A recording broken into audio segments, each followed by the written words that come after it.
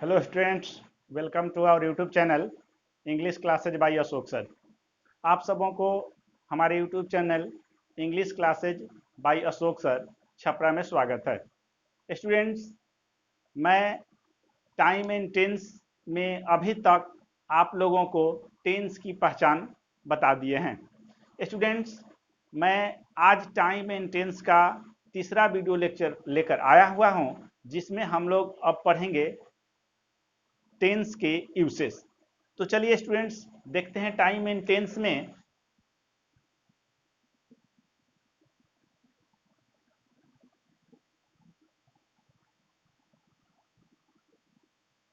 Time and tense में सबसे पहले हम लोग देखेंगे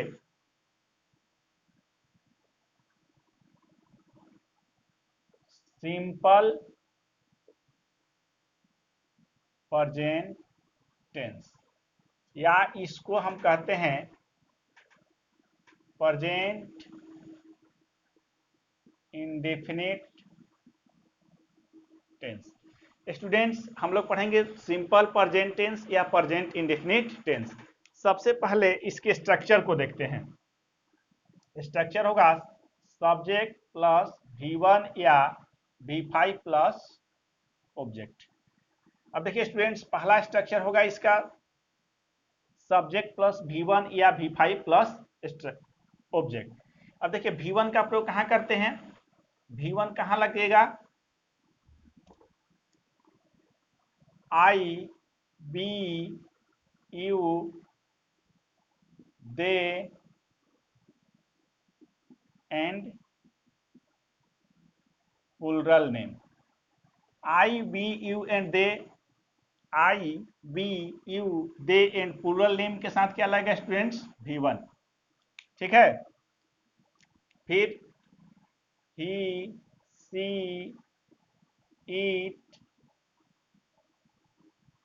and सिंगुलर नेम, इसके साथ लगेगा V5। स्टूडेंट्स, V5 का मतलब होता है V1 प्लस एस या ES। V5 का मतलब होगा V1 प्लस एस या ES। अब देखिए स्टूडेंट्स, वर्ब का फर्स्ट फॉर्म V1 और V1 में एस ES लगेंगे तो वर्ब का फिफ्थ फॉर्म होगा। अब देखिए स्टूडेंट्स, जैसे हम बना सकते हैं, जैसे I teach English. I teach English में ये हमारा क्या है? V1। तो देखिए आई के साथ क्या लगेगा? V1। यही आई के स्थान पर यहाँ हम V दे दें तो क्या लगेगा? V1। यहाँ यू दे दें तो क्या लगेगा? V1। ठीक है। दे दें क्या लगेगा? V1। या यहाँ हम लिख दें Ram and Shyam, Ram and Shyam teach English. तो ये सब सब्जेक्ट के साथ लगेगा वर्ब का पहला रूप। और स्टूडेंट्स, इसी प्रकार देखिए, ये ही टीचेज इंग्लिश, ही टीचेज इंग्लिश। तो यहाँ देखिए ही के साथ क्या लगेगा? वर्ब का फिफ्थ रूप V1 प्लस एस या एस। तो देखिए ये क्या हुआ? वर्ब का फिफ्थ रूप। अब यहाँ ही हो, सी हो, ईट हो, चाहे राम हो, श्याम हो, सीता हो, कोई एक नेम हो, उसके साथ क्या लगेगा? हमारा वर्ब का फिफ्थ रूप। तो सबसे पहले स्टूडेंट्स, हम लोग ये प्रेजेंट इंडेफिनिट टेंस का स्ट्रक्चर देखें। स्ट्रक्चर में कहाँ V1 लगेगा और कहाँ V5 लगेगा। उसके बाद स्टूडेंट्स, इसका निगेटिव हम लोग देखते हैं।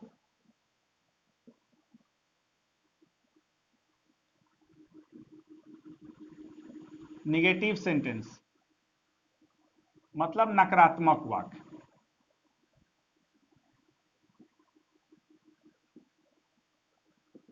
निगेटिव सेंटेंस मतलब नकारात्मक वाक्य। तो देखिए नकारात्मक वाक्य का स्ट्रक्चर क्या होगा?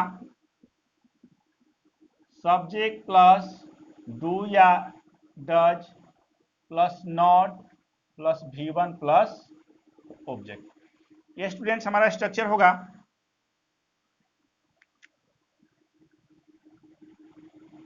निगेटिव सेंटेंस का सब्जेक्ट प्लस डू या does plus not plus V1 plus object. अब देखिए निगेटिव हो जाए या इंट्रोगेटिव हो जाए तब हमेशा वर्ब का पहला रूप लगाएंगे। अब आता है कि डू कहाँ लगेगा और डज कहाँ लगेगा। तो देखिए स्टूडेंट्स, हम क्या लगेंगे, I, we, you, they and plural name. इसके साथ हम लगाते हैं do. He, she, it and singular name, इसके साथ लगाते हैं डज। देखिए स्टूडेंट्स, डू हमारा वर्ब का पहला रूप हो जाता है और डज हमारा वर्ब का फिफ्थ रूप हो जाता है। तो ऑलरेडी हम क्या बताए हैं कि इसके साथ वर्ब का पहला रूप लगेगा। देखिए यहाँ बताए हैं इसके साथ वर्ब का पहला रूप, तो यहाँ वर्ब का पहला रूप आ गया। और इसके साथ देखिए स्टूडेंट्स यहाँ बताए हैं इसके साथ वर्ब का फिफ्थ रूप, तो यहाँ वर्ब का फिफ्थ रूप आ गया। स्टूडेंट्स, ये वर्ब जो होता है, वर्ब में जब एस या एस लगता है तो वह सिंगुलर होता है, वर्ब अपने मेन रूप में रहता है तो वह प्लूरल होता है। लेकिन नाउन जब अपने मेन फॉर्म में रहता है, मूल बेस फॉर्म में रहता है, तो वह सिंगुलर होता है, एस या एस लगता है तो प्लूरल होता है, ये अपोजिट हो जाता है। स्टूडेंट्स, जैसे हम लिखते हैं V1, जैसे V1 लिखते हैं, ये जैसे हम दे देते हैं टीच, रीड, गो, ईटीसी, ये सब के सब क्या है, V1 है, तो यह प्लूरल होता है। ये क्या होता है, प्लूरल होता है, प्लूरल होता है। लेकिन यही V5 हो जाता है, जैसे इसमें एस या एस लग जाए, टीचेज, रीड्स, गोज, ईटीसी, तो ये क्या हो जाता है, सिंगुलर होता है।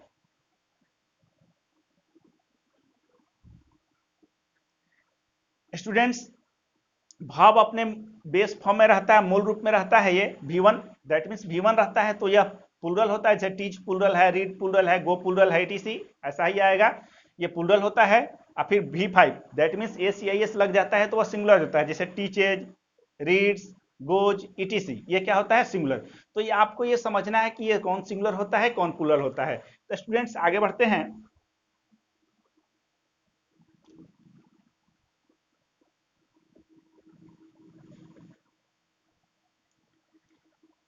इस पर एग्जांपल्स देखते हैं, जैसे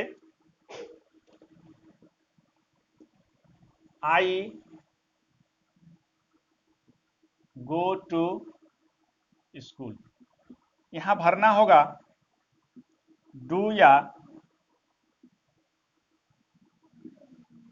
आई not go to school, do या डज। तो क्या भरेंगे स्टूडेंट्स, तो आई के साथ देखिए, आई के साथ क्या लगेगा, डू, आई के साथ क्या लगेगा, डू, दैट मीन्स V1। तो यहाँ ये क्या है, ये हमारा V1 है, ये क्या है, V5 है, तो यहाँ क्या लगेगा, आई डू। अब यहाँ आई हो, बी हो, यू हो, दे हो, या प्लूरल नेम जैसे राम एंड श्याम हो, ये सब के सब क्या लगेगा स्टूडेंट्स, सब के सब साथ डू लगेगा। उसी प्रकार देखिए, जैसे हम लिखेंगे सीता नॉट कुक फूड, यहां आपको भरना होगा डू या डज।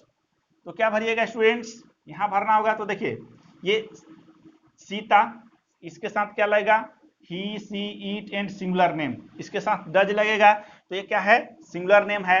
और यहाँ देखिए सिंगुलर नेम है तो ये V1, ये V5, तो इसके साथ क्या लगेगा, डज। तो he does, Sita does not cook food. अब देखिए यहाँ सीता लिख दें, ही लिख दें, सी लिख दें, राम लिख दें, श्याम लिख दें, कोई भी सिंगुलर नेम लिख दें, इसके साथ सबके सब के साथ क्या लगेगा, डज। तो स्टूडेंट्स, अभी हम इसका समझे निगेटिव सेंटेंस कैसे होगा, अफर्मेटिव इसके पहले बताए। अब हम लोग चलेंगे इंट्रोगेटिव में।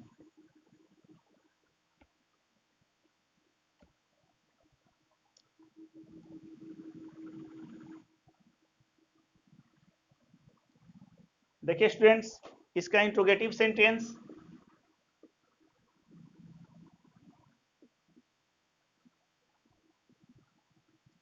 इसका मतलब होता है प्रश्नवाचक वाक्य। तो इंट्रोगेटिव सेंटेंस में दो तरह के स्ट्रक्चर होते हैं स्टूडेंट्स, एक होता है WH, देखिए WH वर्ड्स लगा होता है, उसके बाद रहेगा डू या डज, प्लस रहेगा सब्जेक्ट, और तब रहेगा वर्ब का पहला रूप, तब रहेगा ऑब्जेक्ट, और तब प्रश्नवाचक चिन्ह। एक होता है ये WH वर्ड्स ग्रुप का हो गया, और दूसरा होता है डू या does plus subject plus V1 plus object plus प्रश्नवाचक चिन्ह। स्टूडेंट्स,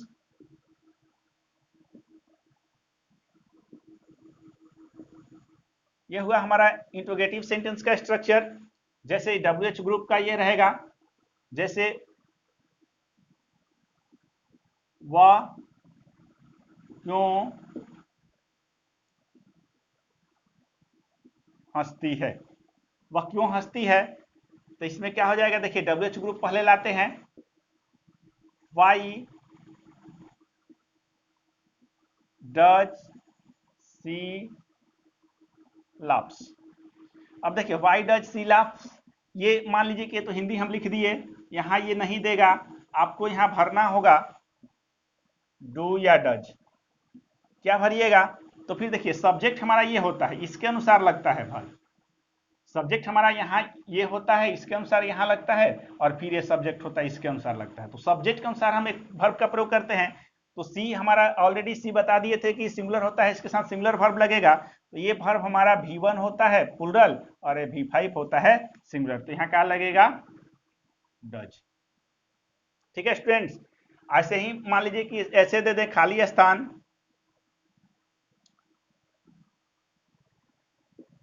ही टीच इंग्लिश। स्टूडेंट्स यहां आपको भरने के लिए दे दे डू या डज, क्या भरिएगा, तो देखिए स्टूडेंट्स इसके अनुसार हम वर्ब का प्रयोग करते हैं। तो ये ही है, तो ही के अनुसार ही सिंगुलर है, तो वर्ब क्या लगेगा, सिंगुलर। तो इसमें ये क्या होता है, ये हमारा सिंगुलर है V5 और ये प्लूरल है V1, तो यहाँ क्या लगेगा, डज। तो आशा करते हैं स्टूडेंट्स कि आप इसके अंतर को समझ गए होंगे। एक आता है इंट्रोगेटिव निगेटिव, उसकी भी चर्चा हम कर देते हैं।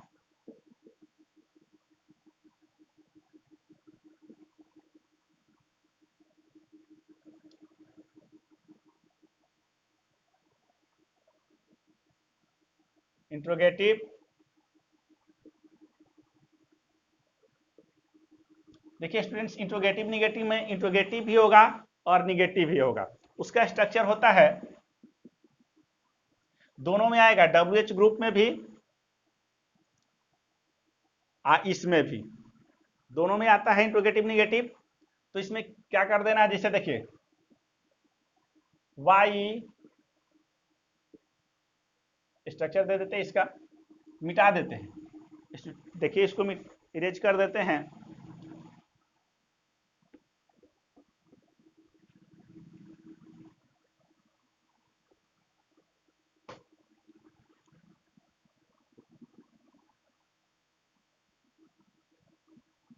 Interrogative negative, interrogative negative sentence, इसका स्ट्रक्चर होगा, structure 1 WH words plus do या does plus subject plus not plus V1 plus object plus प्रश्नवाचक चिन्ह। दूसरा होगा डू या does plus subject plus not plus V1 plus object plus प्रश्नवाचक चिन्ह। ये हमारा WH ग्रुप का हो जाता है इंट्रोगेटिव सेंटेंस। जैसे देखिए स्टूडेंट्स WH पर ले लेते हैं,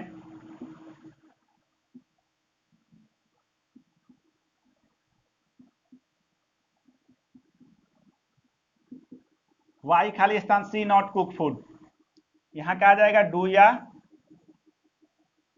डज।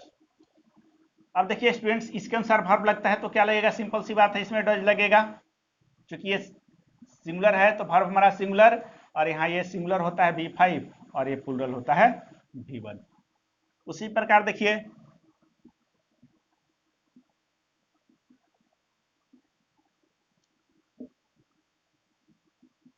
इसमें डू या डज भरना हो, क्या भरिएगा? तो देखिए सिंपल सी बात है, इसके अनुसार हमारा एक्चुअली वर्ब लगता है, ये सिंगुलर है, तो ये हमारा प्लूरल और ये V5 सिंगुलर।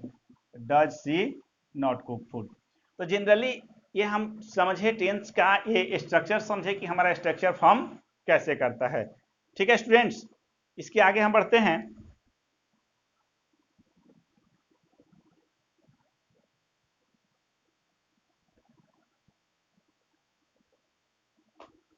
अब देखिए इसमें 1 नंबर में आएगा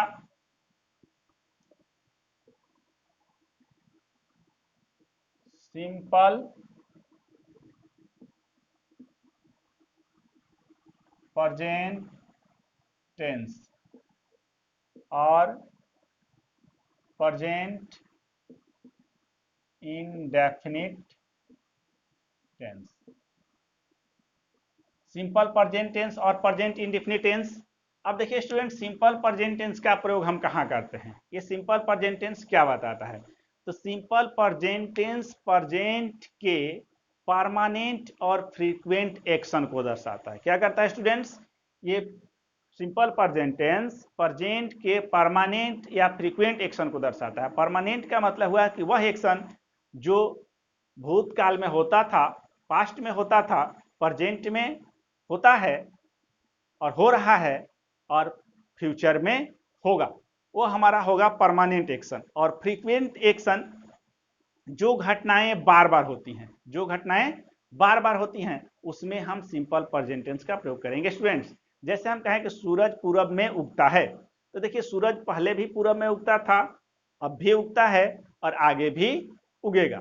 तो इसको हम सिंपल प्रेजेंट टेंस में बनाएंगे। जैसे हम कहें कि पानी 100 डिग्री पर उबलता है, तो देखिए पहले भी उबलता था, आज भी उबलता है, आगे भी उबलेगा। तो ये जो हुआ ये हमारा परमानेंट एक्टिविटी हुआ, परमानेंट फैक्ट हुआ। ठीक है, परमानेंट एक्शन हुआ। और फ्रीक्वेंट एक्शन, जैसे हम कहें कि वह रोज मेरे यहाँ आता है, वह प्रत्येक दिन स्कूल जाता है, तो ये फ्रीक्वेंट एक्शन हुआ। तो जो परमानेंट एक्शन होगा या फ्रीक्वेंट एक्शन होगा उसमें हम करेंगे सिंपल प्रेजेंट टेंस का प्रयोग। तो स्टूडेंट्स सबसे पहले इसको जानने का प्रयास करेंगे। ये क्या होगा, लिख देते हैं इसको। It expresses the time of permanent या frequent action of present time. ये क्या करता है students? It expresses the time of permanent और या frequent action of present time. ये प्रेजेंट टाइम का परमानेंट या फ्रीक्वेंट एक्शन को दर्शाता है। यानी कि यह वर्तमान समय के परमानेंट या फ्रीक्वेंट एक्शन को दर्शाता है। ये क्या करता है? वर्तमान समय के परमानेंट या फ्रीक्वेंट एक्शन को दर्शाता है students.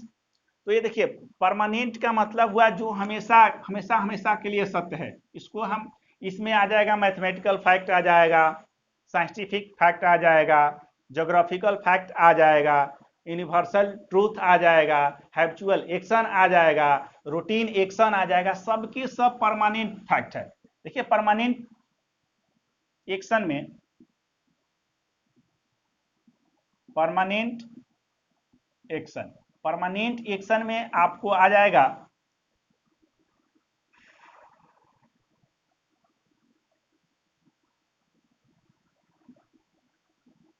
Habitual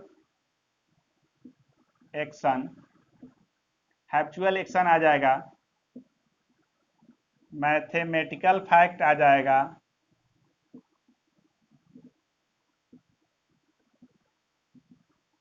scientist scientific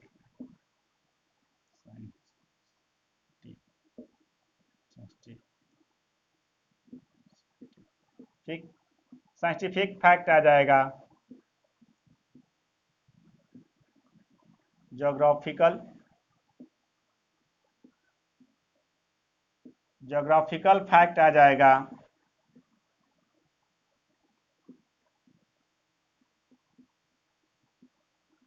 प्रोवियल proverbial proverbial fact आ जाएगा। यूनिवर्सल ट्रूथ आ जाएगा।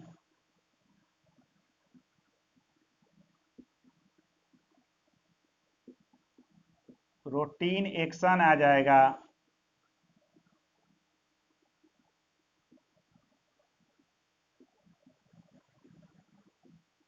देखिए स्टूडेंट्स, ये आपको परमानेंट एक्शन में ये हैप्चुअल एक्शन आ जाएगा, मैथमेटिकल फैक्ट आ जाएगा, साइंटिफिक फैक्ट आ जाएगा, जोग्राफिकल फैक्ट आ जाएगा, प्रोवर्बियल फैक्ट आ जाएगा, यूनिवर्सल ट्रूथ आ जाएगा, रूटीन एक्शन आ जाएगा।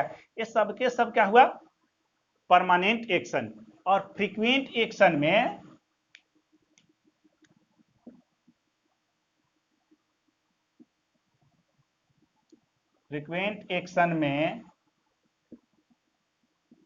Adverb of frequency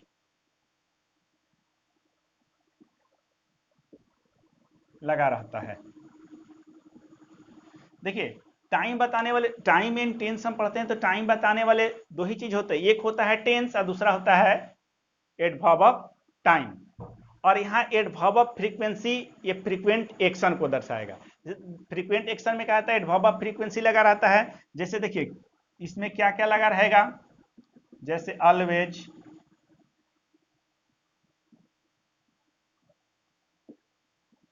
never, generally, occasionally, hardly, scarcely, rarely, barely,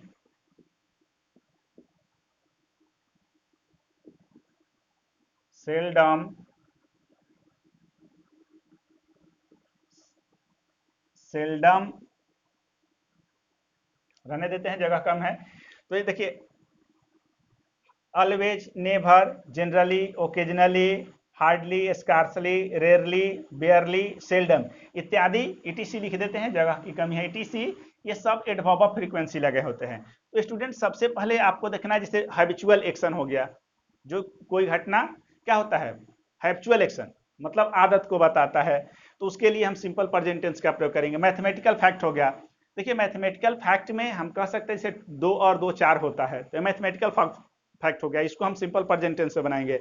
scientific fact हो गया, जैसे हम कहें कि पानी 100 डिग्री पर उबलता है, यह साइंटिफिक फैक्ट हो गया। जोग्राफिकल फैक्ट हो गया, हम कहेंगे पटना गंगा नदी के किनारे बसा हुआ है। तो ये सब क्या हुआ? जैसे यूनिवर्सल ट्रूथ हम ले लेते हैं, सूरज पूरब में उगता है, सूरज पश्चिम में डूबता है, पृथ्वी सूरज की चक्कर लगाती है, ये हमारा क्या हो गया? यूनिवर्सल ट्रूथ हो गया। रूटीन एक्शन, रूटीन एक्शन मतलब मैं रोज स्कूल जाता हूँ, वह रोज सुबह में उठता है, वह प्रतिदिन व्यायाम करता है, ये सब के सब क्या हो गया? हमारा रूटीन बताने वाले शब्द हो गया। तो रूटीन एक्शन तो जितने हैं सबके साथ हम सिंपल प्रेजेंट टेंस का प्रयोग करते हैं। और इसमें हुआ फ्रीक्वेंट एक्शन में आप देख सकते हैं कि उसमें ऑलवेज लगा हो, नेवर लगा हो, generally, occasionally, hardly, scarcely, rarely, barely, seldom, seldom if, never, seldom if, ever इत्यादि और सब होता है, आगे हम इसमें लिखेंगे। तो इस सब के सब का प्रयोग हम करते हैं सिंपल प्रेजेंट टेंस में। एक दो एग्जांपल्स ले लेते हैं students.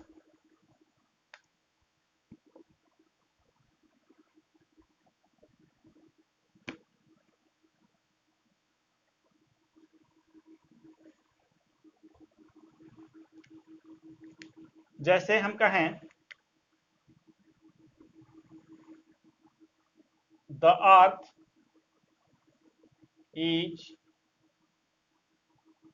Moving round the sun. देखिए स्टूडेंट्स, इसका मतलब है कि पृथ्वी सूरज की चक्कर लगा रही है। तो एक बात बताइए कि ये आज चक्कर लगा रही है, कल बंद कर देगी, परसों चक्कर नहीं लगाएगी, पहले कल चक्कर नहीं लगाती थी। तो ये देखेंगे कि ये कल भी चक्कर लगाती थी, आज भी लगा रही है और कल भी लगाएगी। तो ये हमारा हो गया परमानेंट एक्शन, ठीक है, इसी को कहते हैं परमानेंट एक्शन। तो ये हमारा सेंटेंस रॉन्ग हो गया स्टूडेंट्स। तो यहाँ आपको करना पड़ेगा the earth moves round the sun. तो ये जो हुआ ये हमारा यूनिवर्सल ट्रूथ हो गया। क्या हुआ? Universal fact, universal fact. तो यूनिवर्सल फैक्ट हुआ। उसी प्रकार हम कहेंगे द सन खाली स्थान इन द ईस्ट। अब यहां स्टूडेंट्स हम भरने के लिए आपको दे दे राइज, राइजेज, इज राइजिंग, क्या भरिएगा? तो स्टूडेंट्स ये देखिए ये हमारा यूनिवर्सल ट्रूथ है कि सूरज पूरब में उगता है, पहले भी उगता था, अभी उगता है, आगे भी उगेगा। तो ये हमारा यूनिवर्सल ट्रूथ हो गया। तो यूनिवर्सल ट्रूथ, यूनिवर्सल फैक्ट, इसके ऊपर हम सिंपल प्रेजेंट टेंस में करते हैं और सिंपल प्रेजेंट टेंस में वर्ब का पहला या पांचवा रूप लगता है। तो इसकी तो सवाल ही नहीं रहा। अब रहा कि वर्ब का पहला और वर्ब का पांचवा। तो ये हमारा सब्जेक्ट जो है सिंगुलर होता है, तो वर्ब का हम सिंगुलर रूप करेंगे तो ये हमारा वर्ब का फिफ्थ रूप होता है सिंगुलर। वर्ब जब अपना V1 रहता है वो होता है प्लूरल। तो यहाँ क्या लिखेंगे स्टूडेंट्स? राइजेज। तो क्या लिखेंगे? The sun rises in the east. आ रहा समझ में स्टूडेंट्स? उसी प्रकार हम लिखेंगे the sun in the west. यहां हम कर दें सेट, सेट्स या इज सेटिंग। देखिए स्टूडेंट्स ये भी हमारा यूनिवर्सल फैक्ट है। तो यूनिवर्सल फैक्ट है तो क्या हम करेंगे? ये यूनिवर्सल फैक्ट में तो कंटिन्यूअस की बातें नहीं है, सिंपल प्रेजेंट टेंस का प्रयोग करते हैं। तो V1 या V5, लेकिन ये सब्जेक्ट हमारा सिंगुलर है तो क्या लगेगा? V5 sets. आ रहा समझ में स्टूडेंट्स?